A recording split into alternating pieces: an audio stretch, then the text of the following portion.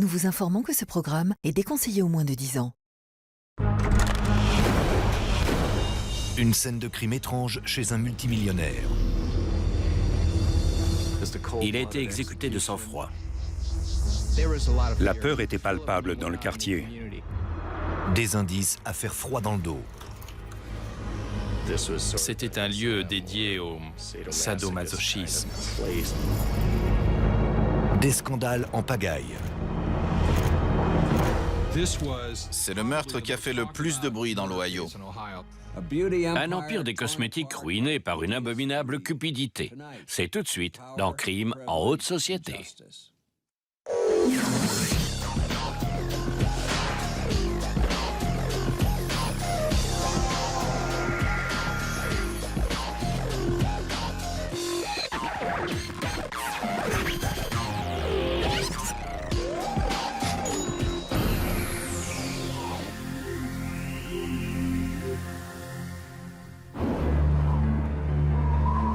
Un après-midi d'août 1980, la police d'Akron, dans l'Ohio, reçoit un appel concernant un meurtre dans le quartier chic de Bath, le quartier des riches propriétés.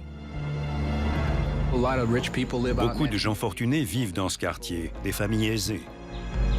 En arrivant au 2694 Everest Circle, la police trouve le corps du propriétaire, Constantine Dean Milo, patron d'une entreprise de cosmétiques. À 41 ans, il a été tué de 2 balles dans la tête. Dean était allongé sur le ventre, son caleçon était à l'envers. Le sang sombre et la position du corps indiquaient qu'il était mort depuis un bon moment. C'est une amie de la famille qui a découvert le corps et a appelé la police. Elle est interrogée. Elle soulève le coussin en espérant découvrir qu'il ne s'agit pas de Dean. Mais elle voit que c'est lui. Il a les yeux fermés. Son visage est grisâtre et violet. La police pense que le millionnaire a été tué la nuit précédente. Quand on trouve un corps qui est sur les lieux du crime depuis 1 ou 2 jours, il y a quelque chose de louche, et là, c'était le cas. Aucune porte n'a été forcée. L'argent et les bijoux n'ont pas été volés. Dean a été touché 2 fois, mais il n'y a qu'un trou dans le coussin retrouvé sur son corps. Plus étrange encore, des petits morceaux de coton sont trouvés dans la bouche de la victime et sur le sol. On a d'abord pensé que le coton venait du coussin. Mais les analyses révèlent que ce n'est pas le cas. La police pensait que Dean s'était peut-être administré des médicaments, ou bien que quelqu'un était dans la pièce quand on lui avait tiré dessus et aurait essayé de lui administrer un produit avec du coton. Près de la porte d'entrée, non loin de Dean et du coussin, il y avait un télégramme. Et ce télégramme était vierge. Le mystérieux télégramme n'est pas le seul indice étonnant. Dans la chambre, parmi les vêtements éparpillés de Dean, la police retrouve un mouchoir froissé portant des traces de sperme. À ce moment-là, on a pensé à un mari jaloux qui aurait surpris Dean avec sa femme.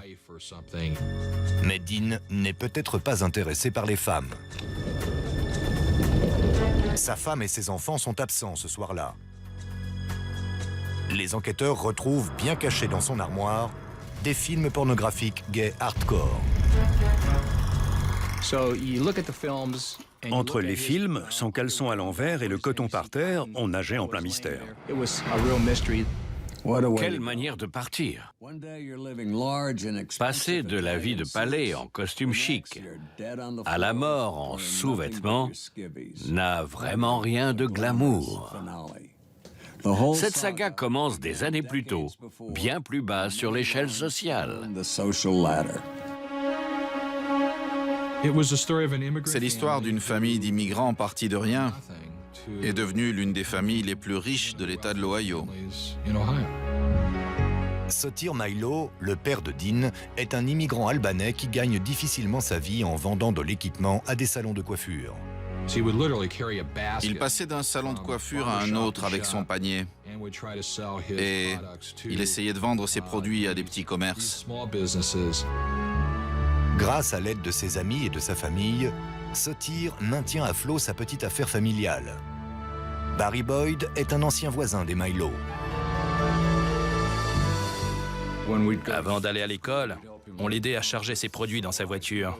Il faisait tous les salons de coiffure de la région. Sotir et sa femme Katina ont 3 enfants. Fred, Sophie et l'aîné Dean.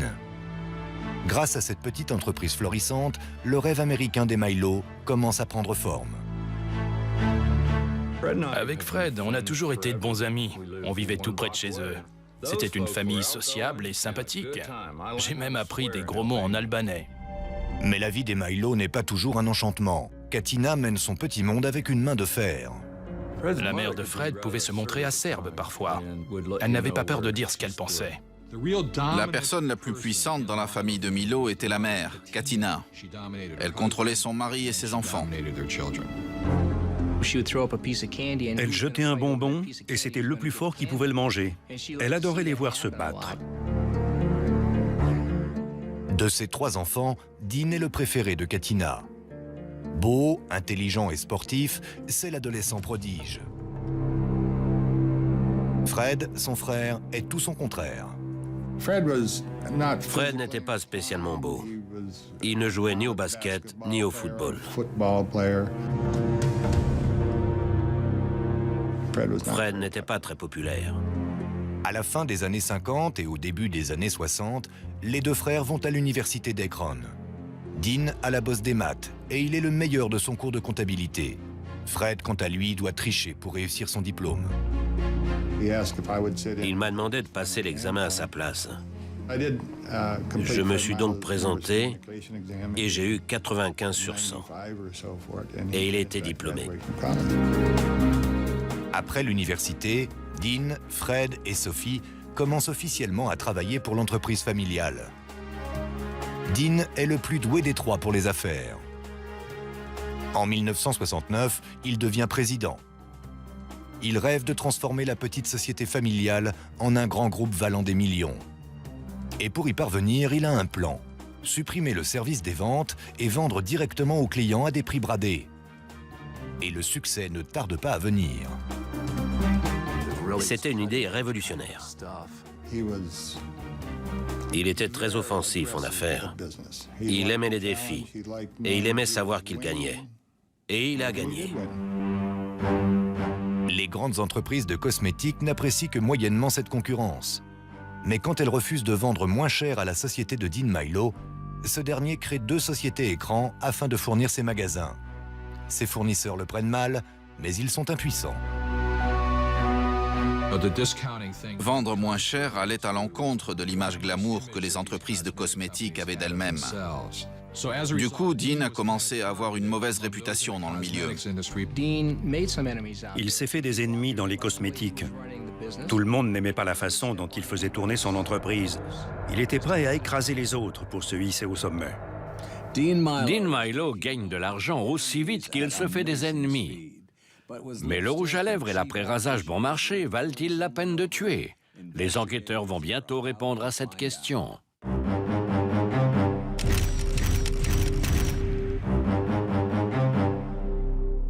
24 heures après l'assassinat dans son entrée de Dean Milo, le magnat des produits de beauté, les enquêteurs sont toujours aussi déconcertés.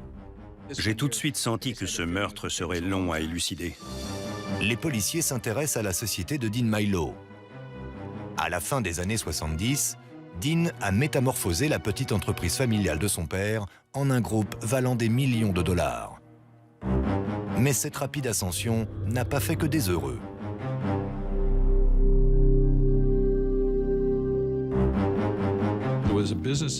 L'entreprise a évolué tellement vite et la famille est devenue tellement riche que c'était à peine croyable. Les Milo sont l'exemple parfait des nouveaux riches.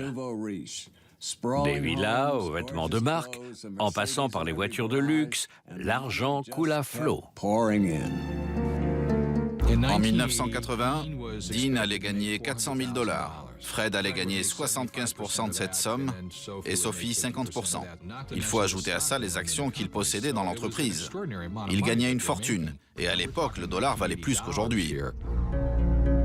Mais plus l'argent entre dans les caisses, plus les tensions augmentent dans la famille et plus Dean souhaite exercer un contrôle total.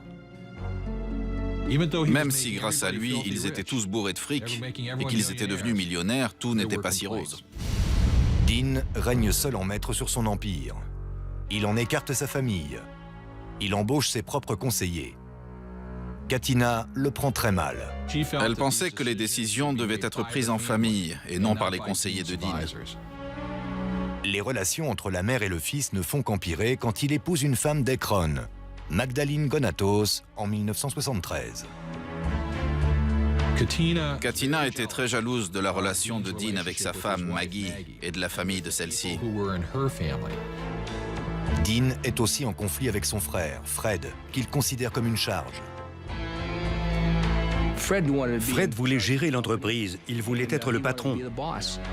Mais il ne veut faire aucun effort. Fred préférait aller déjeuner que de travailler. Ce qu'il aimait dans le milieu de la beauté, c'était les moments agréables. Dean n'a pas de place dans son royaume pour l'insouciance de son frère. Et les querelles familiales font rage. J'ai entendu dire qu'ils se disputaient sans arrêt. En 1975, Dean en a assez. Il conçoit un plan pour que sa famille n'ait plus aucun pouvoir. Il offre à Fred, Sophie et ses parents un titre et un gros salaire. Mais il s'octroie tous les pouvoirs. Il leur a dit « Je vais vous rendre riche, mais laissez-moi faire. Ne prenez aucune décision. » Alors que l'argent s'entasse dans les caisses de l'entreprise, Dean adopte un mode de vie luxueux. Avec sa femme Maggie, il fait construire une villa dans le quartier huppé de Bass, la banlieue chic d'Ekron. Il ne sort jamais sans des liasses de billets, qu'il dépense sans compter dans de coûteux costumes italiens, des vacances de rêve et des voitures de luxe. Je me souviens d'une décapotable rouge. Il ne passait pas inaperçu avec. C'était un homme ambitieux. Il avait atteint des sommets en affaires et il voulait la même chose dans sa vie personnelle. À cette époque, Dean commence à passer des appels romantiques à une ancienne petite amie en Virginie. Si l'entreprise familiale est son fort, les valeurs familiales le sont moins. Aimait-il sa femme Maggie? Bien sûr. Mais il voulait tout avoir. Et il était sur le point d'atteindre son but. Dean et son ancienne petite amie ont eu par le passé une relation sérieuse. Ils ont même été sur le point de se marier. Il semble que leur amour vient de renaître. Les enquêteurs découvrent que Dean prend également des risques en affaires. Il investit dans une chaîne de restaurants appartenant à James Farina, un homme d'affaires de l'Ohio lié à la mafia. Il était reconnu comme un membre de la famille, comme on dit dans le crime organisé. Les gens disaient que Dean était trop proche de ce célèbre membre de la mafia.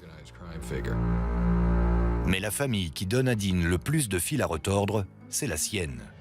Au printemps 1979, il découvre que Fred et Sophie se sont signés des chèques d'une valeur de 300 000 $ sur les fonds de l'entreprise.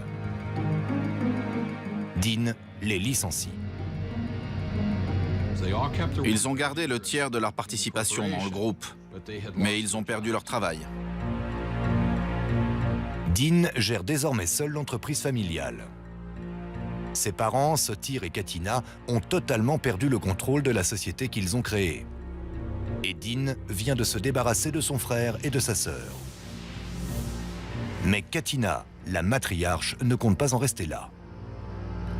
Katina a aggravé la situation en insistant pour que Fred affronte son frère. Fred et Sophie intentent un procès à Dean. Les membres de cette famille, autrefois si soudés, ne communiquent désormais plus que par l'intermédiaire de leurs avocats. Le procès, ainsi que toutes les actions légales que ça impliquait, a rendu la situation vraiment dangereuse. Barry Boyd, un ami de la famille, avocat à Akron, tente de réconcilier les parties. Il conseille à Fred d'accepter le généreux rachat d'entreprise que propose Dean. J'ai conseillé maintes et maintes fois à Fred d'arrêter le procès. Il pouvait gagner 4 millions de dollars. Mais Fred ne suit pas ses conseils. Il est embarqué dans la dispute familiale et ne veut pas revenir sur sa position. La rupture définitive survient lors de la fête de Noël de l'entreprise en 1979. Dean n'a invité aucun membre de sa famille à l'élégante soirée, mais Fred y envoie leurs parents. Quand Madame Milo est entrée, Dean lui a dit « Je ne vous ai invité ni toi ni papa, allez-vous-en ». Elle lui a répondu « Je ne partirai pas, donne-moi les mêmes fleurs que tu as offertes aux autres femmes ». Comme elle ne voulait pas partir, il a dû les raccompagner par la force. C'est là que son père a dit que si tout ça était arrivé dans leur pays d'origine, quelqu'un se serait occupé de lui. Là-bas, on n'agit pas ainsi avec sa propre famille. J'imagine que Sotir et Katina auraient pu contrôler leurs enfants en Albanie. Mais aux États-Unis, les Milo sont comme une troupe de chiens sauvages qui se battraient pour un os. Et quelqu'un va bientôt se faire mordre. 3 jours après le meurtre de Dean Milo, les enquêteurs n'ont toujours aucune piste. Dans l'espoir de découvrir quelque chose afin d'élucider ce mystère, ils assistent à l'enterrement.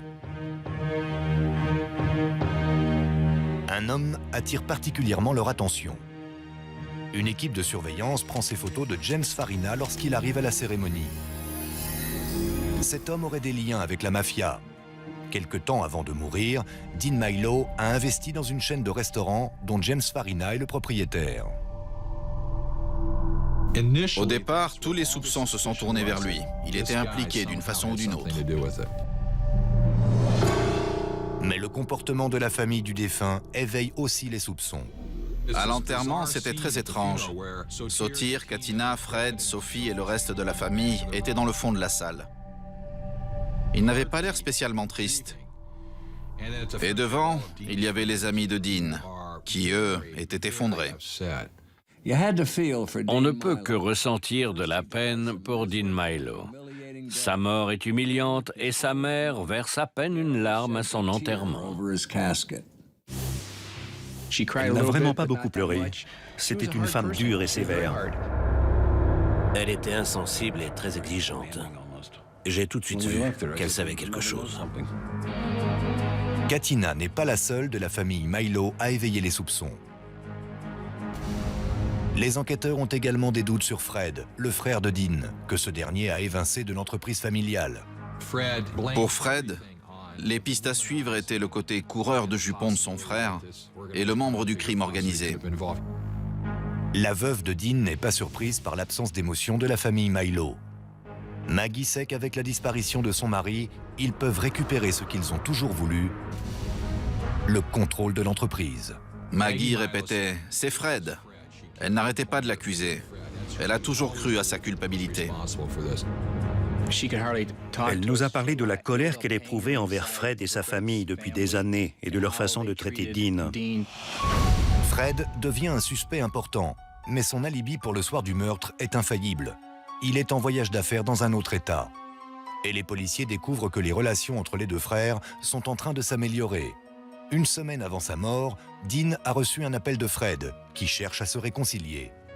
Fred lui a dit qu'il souhaitait lui vendre sa participation dans l'entreprise à sa juste valeur. Ils devaient se rencontrer. Dean pensait que c'était la fin de ses problèmes. Et d'une certaine manière, il n'avait pas tort. Après 2 semaines d'enquête, la police est sur une nouvelle piste. Un chauffeur de taxi raconte que Dean fréquentait des bars homosexuels. Des films pornographiques gays ont été retrouvés chez la victime. Les policiers sont-ils sur la bonne voie? Je suis allé dans les bars homosexuels de la région d'Akron et j'ai interrogé les gens pour essayer de comprendre. Les enquêteurs suivent cette unique piste pendant des semaines. Ils rencontrent même un maître sadomasochiste, Leather Rick. C'était peut-être une piste à suivre. On est allé chez lui, L'homme nous a ouvert. Il était torse nu. Il avait des piercings sur les mamelons. Il y avait des pagaies recouvertes d'un tissu fin. Il y avait aussi une sorte de balançoire avec une selle en cuir. Mais finalement, la police conclut que Dean n'est pas un habitué de la maison. Un employé de l'entreprise Milo avoue que les films pornographiques retrouvés chez Dean sont à lui, et les informations du chauffeur de taxi ne mènent à rien. Ce n'était rien. Le chauffeur cherchait juste à faire son intéressant. Les policiers doivent repartir de zéro et cherchent la moindre piste. Ils s'intéressent alors à l'ancienne petite amie de Dean. Ils auraient peut-être repris leur relation, et le mari les aurait surpris ensemble et aurait tué Dean. On a émis l'hypothèse que Dean n'était peut-être pas seul dans la maison. La femme dit aux enquêteurs qu'elle a effectivement parlé à Dean le soir du meurtre, mais par téléphone, depuis chez elle en Virginie. Et elle est de toute façon séparée de son mari. L'associé de Dean, proche de la mafia, ne fait également plus partie des suspects. Quand on lui a demandé de passer au détecteur de mensonges et de se faire prendre en photo, il a tout de suite accepté. C'était un très bon ami de Dean et il voulait coopérer. À chaque fois qu'on avait un semblant de piste, on y mettait beaucoup trop de temps et de moyens. Après 2 mois d'enquête, la police n'a pas avancé d'un pouce. À la recherche de la vérité, Maggie prend les choses en main et engage un détective privé texan, Bill Deere. Il avait plein de gadgets à la James Bond, et c'est ce qui faisait sa réputation. Bill Deere débarque à Akron en bon texan, sûr de lui et précédé par sa réputation. Mais son excentricité ne plaît pas à la police locale.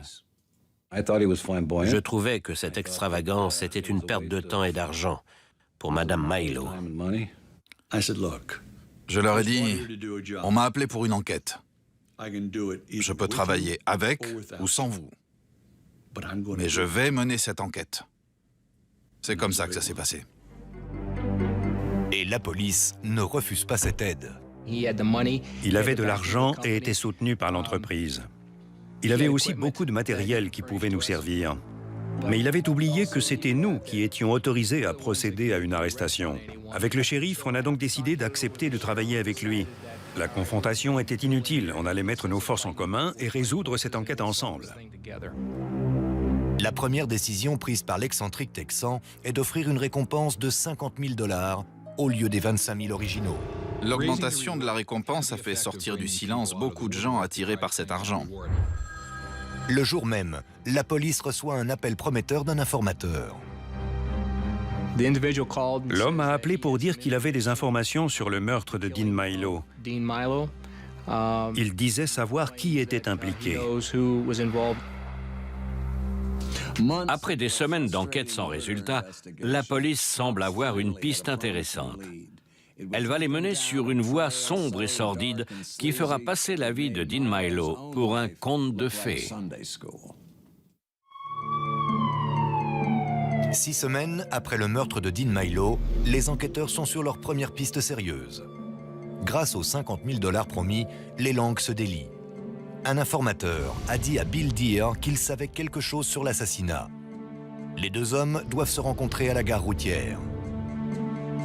L'informateur raconte alors à Bill que quelques semaines plus tôt, une certaine Terry Lee King lui a demandé de tuer un homme. Terry s'est approché de lui avec un pistolet et une enveloppe contenant 5 000 $. Elle lui aurait dit « Si tu le fais, cet argent est pour toi. » Mais l'informateur refuse. Il donne l'adresse de Terry Lee King à la police. Terry Lee King appartenait à la couche la plus basse de la société. Elle dansait, elle faisait des striptease pour gagner sa vie. Elle vendait de la drogue, mais pas seulement. Elle en consommait aussi. Elle était dépendante, et donc elle se devait d'assouvir cette dépendance. Terry Lee King est un sacré numéro. Elle est paranoïaque, mais en même temps très maligne. Elle donne du fil à retordre aux enquêteurs. Elle a été l'une des personnes les plus difficiles à interroger dans ma carrière.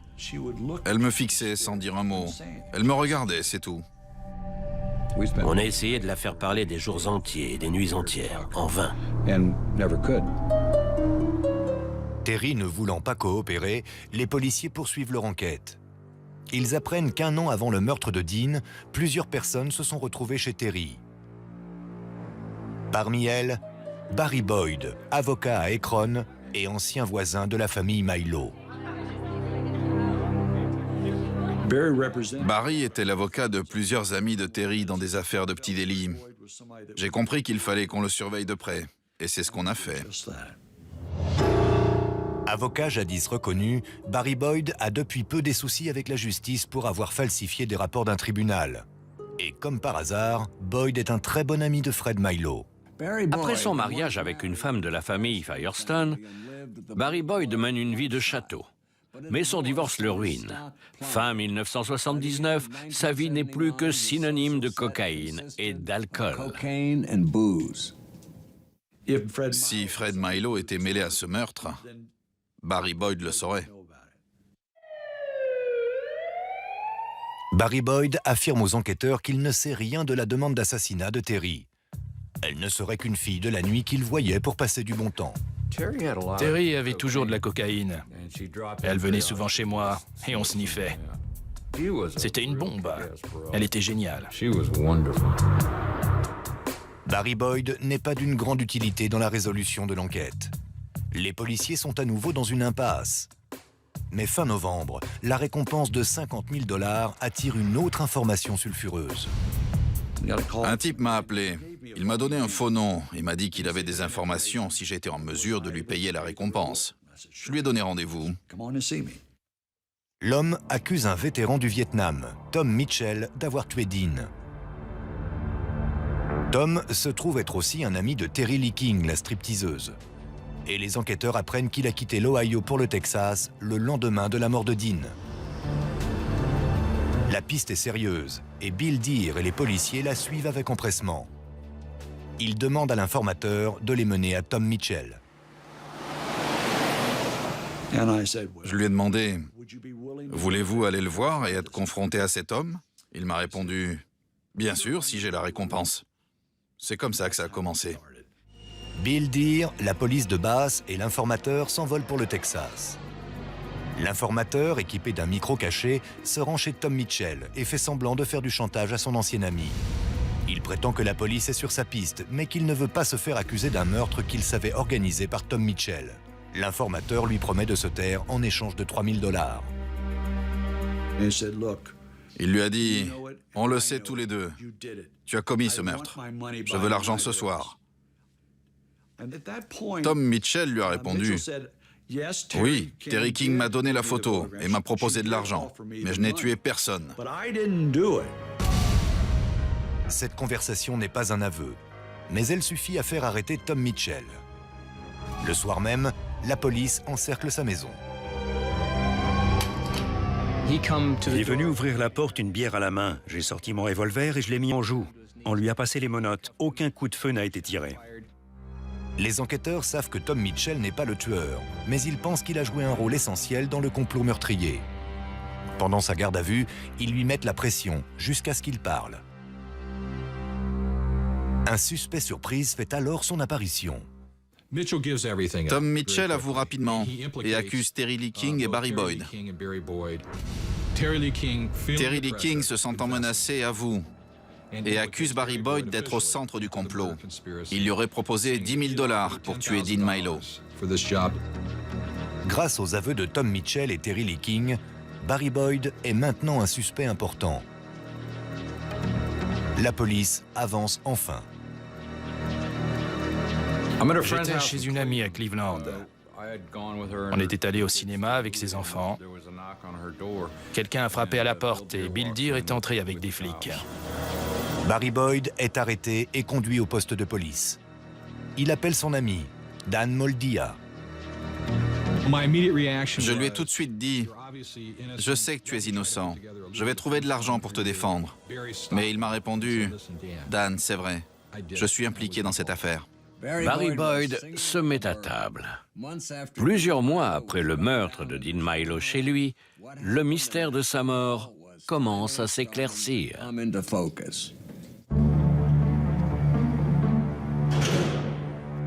Barry Boyd, avocat à Akron, est en prison, accusé d'être impliqué dans le meurtre du multimillionnaire Dean Milo. Il dit aux policiers qu'au cours du printemps 1979, alors qu'il est éméché et déprimé, Fred, le frère de Dean, lui demande de lui rendre un service. On était chez moi. Il m'a demandé si je connaissais quelqu'un qui pourrait... Il n'a jamais prononcé le mot. Il mettait juste ses doigts comme ça. Il m'a fait comprendre qu'il voulait faire tuer Dean. Les pièces du puzzle commencent enfin à s'emboîter. Barry Boyd aurait demandé à Terry Lee King d'engager le tueur. Mais la stripteaseuse ne trouve pas de tueur à gages. Fred Milo propose alors un autre plan. Il voulait que j'aille courir dans le quartier de Dean et que j'aille le tuer. Barry Boyd n'est pas un saint, mais il n'est pas un meurtrier. Il dit à Fred de chercher un vrai tueur à gages. Barry Boyd ne voulant pas se charger du meurtre, Fred prend les choses en main. Il trouve son bonheur auprès d'un ancien employé mécontent de Dean, Tony Rydell. Les enquêteurs retrouvent Tony Rydell au Star System, un bar dont il est le gérant, situé non loin de Scottsdale, en Arizona. Il s'agit d'un bouge fréquenté par les pires truands du coin. Il magouillait avec des réparateurs de distributeurs automatiques et de flippers, des petits truands. Et de fil en aiguille, ces magouilles l'ont mis en relation avec la pègre. Les policiers pensent que la piste Tony Rydell va élucider le meurtre de Dean. Mais lors de l'interrogatoire, il reste muet. On a senti dès le début que Tony Rydell n'allait pas parler facilement. Il allait falloir qu'on se batte au niveau légal. Frustrés, les policiers quittent la salle d'interrogatoire. Mais quand ils reviennent quelques minutes plus tard, Tony Rydell n'est plus le même homme. Tout à coup, les aveux se bousculent. La métamorphose de Tony Rydell n'est due qu'au hasard. Il a surpris une conversation entre policiers à propos d'un de leurs collègues, un certain Harry. Mais il pense qu'il parle de son associé malhonnête, Harry Knott. Il pensait qu'Harry Knott était en garde à vue et que la police allait les monter l'un contre l'autre. Harry Knott contre Tony Rydell. C'est une des principales, enfin si ce n'est la principale raison pour laquelle ce jour-là, Tony Rydell a décidé qu'il devait être le premier à coopérer. Tony Rydell avoue qu'au début de l'été 1980, il parle à Harry Knott du projet de meurtre de Fred Milo. Harry est un technicien de distributeur automatique qui magouille avec Tony. Il est aussi lié à de dangereux criminels. Tony lui a dit « Il y a un type à Akron, dans l'Ohio, qui veut faire tuer son frère. Tu as envie de gagner 10 000 $? » Tony Rydell dit au policier qu'Harry Knott a trouvé un tueur à gages, mais qu'il veut plus d'argent. Tony fait part de cette demande à Fred Milo. S'il veut que son frère soit tué, ça lui coûtera 22 000 $. Il verse la première moitié tout de suite et versera la deuxième moitié après le meurtre. C'était une grande avancée pour nous. Avec les aveux de Tony Rydell, on pouvait arrêter Fred Milo. Peu avant Noël 1980, 4 mois après le meurtre de Dean Milo, Fred est placé en garde à vue. J'ai traversé la cuisine et je suis arrivé en bas de l'escalier. Fred avait déjà descendu 2 marches et je voyais bien qu'il avait la trouille. Il avait compris que tout était fini.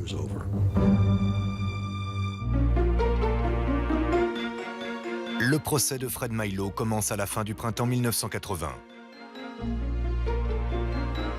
Katina Milo, la matriarche de la famille, est dans la salle. Elle clame l'innocence de son fils. Fred Milo n'avait pas la tête de quelqu'un qui ferait tuer un homme. Il n'avait pas la tête de l'emploi. Fred Zook, le procureur, dans sa déclaration préliminaire, déclare que Fred Milo n'a fait tuer son frère que pour une seule raison. prendre le contrôle de l'entreprise familiale. Mais pour convaincre le jury, il doit prouver les liens entre Fred et le meurtre. Et jusqu'à maintenant, personne n'est parvenu à le faire. Fred Zook sait que la partie est loin d'être gagnée. Mon plus gros problème, c'est qu'il y avait tellement de preuves indirectes que le jury risquait d'être embrouillé. Alors que Fred Zook expose au tribunal l'implication de Fred Milo, les enquêteurs font tout pour finir de reconstituer le puzzle. Non seulement le temps presse, mais en plus, l'accusé est défendu par l'un des meilleurs avocats de l'État, George Papas. La défense de George Papas repose sur le fait que même si son client voulait faire tuer son frère, rien ne prouve que l'homme qui l'a engagé soit effectivement passé à l'acte. Il déclare qu'il est tout à fait possible qu'un autre ennemi de Dean soit le meurtrier. On n'a pas retrouvé d'armes. On n'avait pas le tireur. Il s'agissait d'un ennemi de Dean. Le procès ayant déjà commencé, l'accusation se doit de se dépêcher. Elle doit trouver le tueur le plus vite possible, si elle ne veut pas perdre.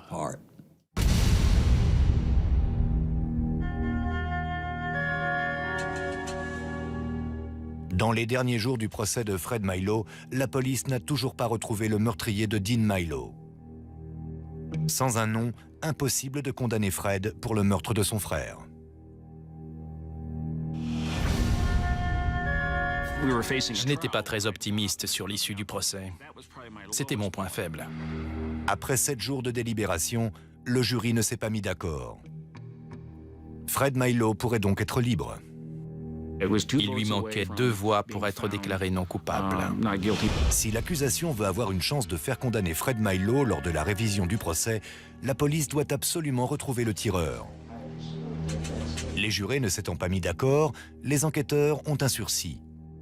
Quand tout porte à croire que Fred Milo va échapper à la justice, un autre informateur apparaît. Il parle d'un certain David Arden, un jeune truand du Kentucky qui s'est vanté d'avoir tué un homme d'affaires dans le Nord. David Arden était impliqué dans des histoires de violence et de drogue. Lors de son arrestation, la police dit à David Arden que Fred Milo a payé plus de 20 000 $ pour tuer Dean. David rentre dans une rage folle. Il n'a gagné que 600 $. Il ne compte pas endosser seul le crime pour cette somme dérisoire. Il a accepté de coopérer. Il a plaidé coupable pour meurtre avec préméditation. Un nouveau procès commence en août 1982. Un jour de témoignages éclairants.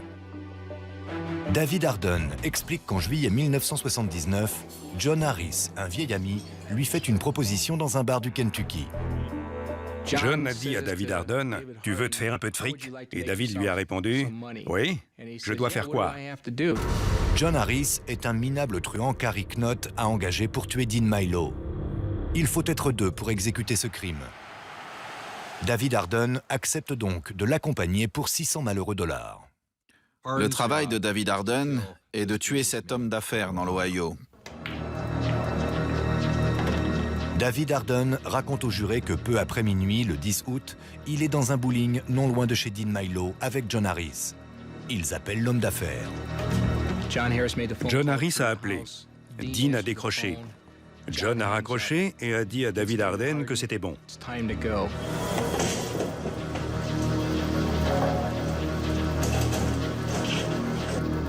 C'est Harris qui conduit jusqu'à Bass. David Arden frappe à la porte, un télégramme à la main. Dean Milo crie depuis la fenêtre de l'étage. « Qui est-ce ? Vous avez reçu un télégramme. » Il répond « D'accord. » Là, on pense qu'il a enfilé son caleçon à l'envers, qu'il est descendu et qu'il a ouvert la porte. Tout est allé très vite. David Arden l'a poussé et a sorti son revolver. Dean l'a supplié de ne pas le tuer, mais David l'a fait s'agenouiller. David Arden a fabriqué un silencieux à l'aide d'un tuyau de plomb rempli de coton. Quand il a placé le revolver contre le tuyau et qu'il a appuyé sur la détente, tout le coton est sorti du tuyau. Le son a été assourdi, mais il ne pouvait pas réutiliser son silencieux. Il a donc dû prendre le coussin qu'il a placé sur la tête de Dean Milo. C'est le deuxième tir qui est fatal à Dean. À la barre, il a dit que c'était lui qui avait tué Dean. L'ambiance a changé et la mort est devenue réalité. Cette fois, le jury est unanime. L'accusation a enfin réussi à démêler le complot de meurtre imaginé par Fred Milo. Fred est condamné à la prison à perpétuité pour l'organisation de l'assassinat de son frère. Si on n'avait pas arrêté le tueur, on n'aurait sûrement jamais fait condamner Fred Milo. Jamais. 11 personnes sont condamnées dans cette affaire. C'est un record dans l'Ohio. Beaucoup de gens ont été emprisonnés. Certains sont morts en prison et une famille a été déchirée. Après sa coopération avec les enquêteurs, Barry Boyd a passé près de 3 ans en prison. J'ai vu une photo de Dean allongée sur le sol. J'avais du mal à la regarder. C'est là que j'ai compris l'horreur de ce qui s'était passé. Sans la mort de Dean, Fred aurait certainement pu avoir une vie oisive de millionnaire. Le grand frère lui donnait des millions sans qu'il n'ait rien à faire. J'aurais bien voulu que mon frère en fasse autant. Je plaignais un peu Fred Milo. Je sentais qu'il avait toujours été parmi les faibles. Je l'ai observé pendant le procès, et quand ils l'ont emmené, je me suis dit qu'il n'allait pas sortir vivant de prison. Fred passe 20 ans de sa vie en prison. Il meurt d'une crise cardiaque derrière les barreaux. Bien qu'elle n'ait jamais été mise en cause, certains acteurs de cette affaire pensent que Katina Milo, la matriarche, est la vraie coupable. Katina n'était pas innocente. C'est elle qui a mis de l'huile sur le feu. Et au final, je pense que c'est elle qui est responsable de ce qui est arrivé. La sœur de Dean, Sophie Milo, et son mari reprennent le contrôle de l'entreprise Milo, d'une valeur de 200 millions de dollars. Mais en l'absence de Dean, la société ne retrouve jamais son envergure. Et Sophie finit par la vendre à bas prix. Le nom de Milo, autrefois synonyme de beauté et de richesse, est aujourd'hui associé à une terrible cupidité. C'était Dominique Dunn. Merci de nous avoir suivis.